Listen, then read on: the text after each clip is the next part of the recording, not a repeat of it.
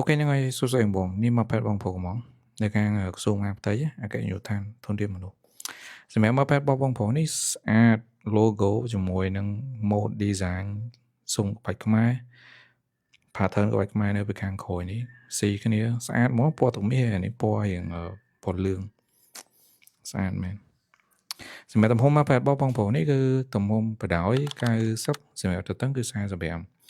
កម្រាស់គឺនៅតែ5មីលីម៉ែត្រដដែលទេគេទៅគឺធ្វើតែ5មីលីម៉ែត្របងព្រោះកម្រាស់នេះយកទៅប្រើល្អហ្នឹងហើយសាច់ក្រាស់ហើយឡើងទន់ហ្មងសំខាន់ surface smooth ចង់ប្រើការងារអីក៏បានដែរ gaming ការងារ office អីត្រូវទឹកត្រូវអីក៏បានដុសជ្រះសម្អាតប្រឡាក់កពុកកាហ្វេពីលើហ្នឹងក៏អត់អីដែរអញ្ចឹងណាហ្នឹងហើយស្អាតពណ៌ទឹកថ្នាំធានាជូនបងហ្មងធ្វើចេញមកគឺ print មកស្អាតហ្មងហើយ logo តិចថាមានបែក blur ព្រាកអី no គឺចេញមកគឺស្អាតចឹងហ្មងនេះ file vector ចេញមកគឺធ្វើចេញមកគឺស្អាតហ្មង